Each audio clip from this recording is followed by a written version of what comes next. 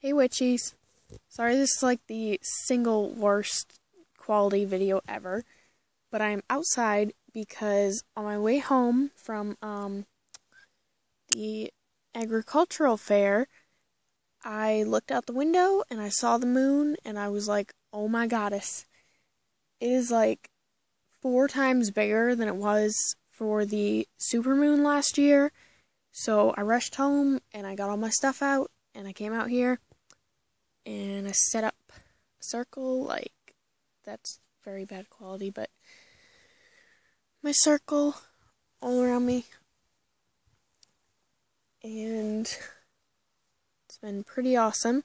So I wanted to make a video to show you guys the moon and tell you a few things you can do for a full moon or an Esbot, and just talk with you guys. So I will see if I can show you the moon yet. Wow. It's just a glowing dot. Okay. So I will see if I can find a way to post a picture of it when I get a picture of it with my camera. Right now it just looks like a lamppost outside. But she's like huge and gorgeous. So there's my thing.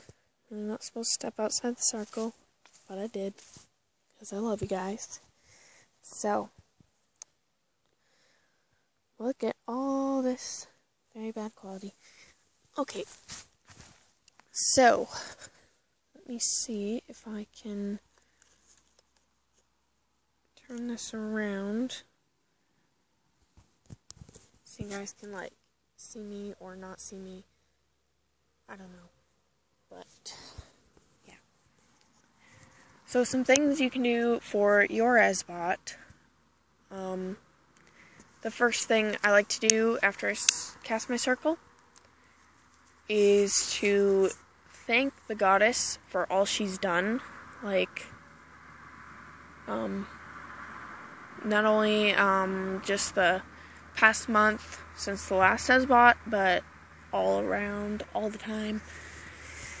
And then you can ask for things like if you're in need of like health or prosperity, you can ask for those.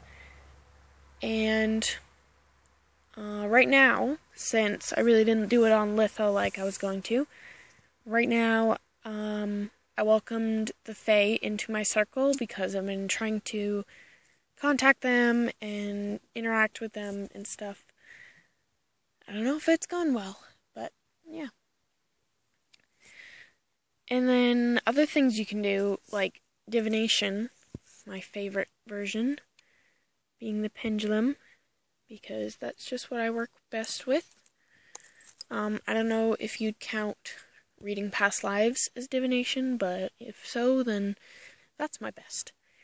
And I have my rune set out here, wow, you can't see that. The one that my mom made me in my altar tour video.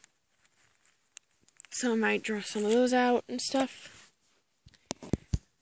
And yeah, I guess in this video I'll also talk about travel altars, considering I have mine out here. The best things I find to use, which you can't see, oh there you go, is Altoid tins. And you put little things in it, like over here by my Gabriel candle that you can't see, I have my little, my little carnelian, which you also can't see, hold on. Okay, there we go. My little carnelian piece for Gabriel, and I have I don't know what, wow, I'm just dropping everything. Anyways, it's like a white crystal. Don't quite know what it is, but that's for Gabriel and Michael.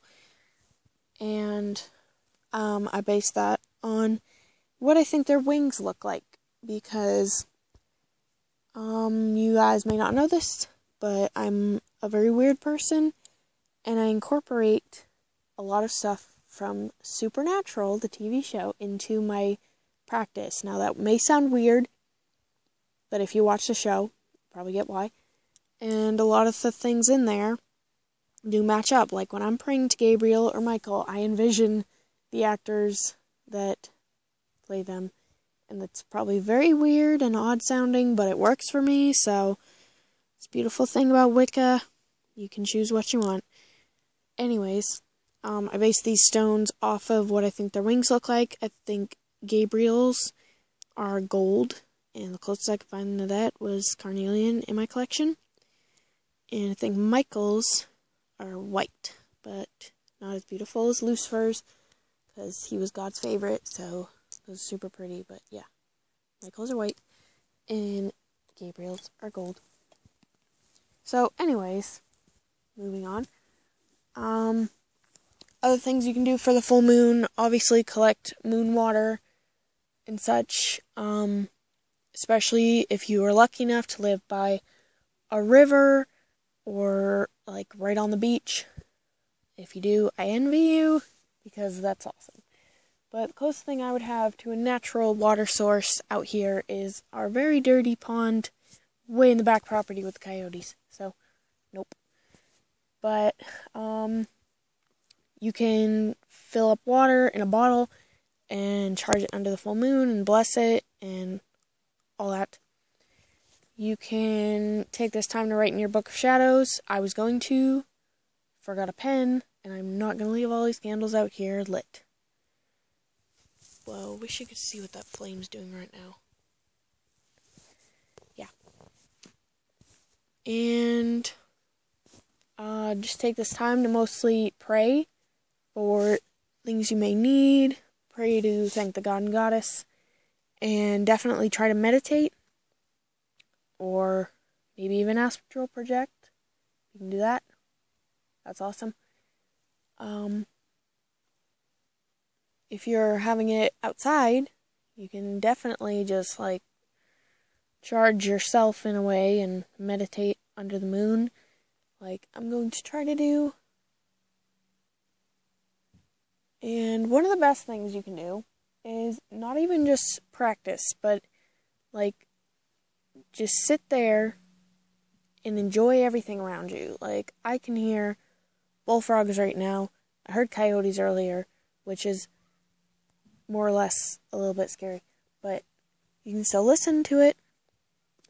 And I see fireflies every now and again, and just take that all in and write it in your book of shadows, and maybe later it will mean something to you, and like you'll notice something and you'll figure out that that was something trying to tell you something. I know I'm not being very specific here, but yes, like for example, when I'm out here under the full moon like this, I don't really notice too many things, but when I write it down and I think about it later, I realize that tons of stuff was happening, and it was amazing. And yeah. So if you still don't know what to do for the full moon, you can definitely ask me. I'm not very good at putting my thoughts and things into videos, as you may be able to tell from the ums and the likes and all that stuff. But yes, the moon is coming out over the trees, and I'm very frustrated with this tablet camera because I really wish I could share it with you guys, but yeah, it's gorgeous. She's gorgeous. She's ginormous. Earlier, she was like over the horizon, and she was like, I couldn't even fathom how big she was. Like right now, that's still one of the biggest full moons I've ever seen, but when she was on the horizon, it was like the size of a car. That probably sounds really dumb, but yeah, biggest full moon I've ever seen, and she was bright orange, but she's white. Yep. So sorry for all the babbling and very, very bad quality, but I definitely wanted to make this video for you guys, and I realized I totally moved on from talking about travel altars and such, because got carried away with the stones. But yes, put little crystals in your travel altars, little tiny cone incense, your pendulum, mini spell candles like this, because that fits in there. If you can make a mini broom, or if you have the things to make very, very tiny tools and representations out of clay, put those in there. I really don't bother with making a travel altar, because if I'm going somewhere, like traveling, like meeting my family in Massachusetts or something, I pack all of this and much more. Because that's just what I do. Put it all in like 2 or 3 bags, and I bring it all there, and nobody cares. And yes, so. Ooh, she rose above the clouds. Yeah, sorry for the randomness too, but hopefully you guys will get used to all that in my videos if you're gonna stick around. And I really hope you like this video, and there will be much more to come. And yeah. Blessed be, and bye, witchlings.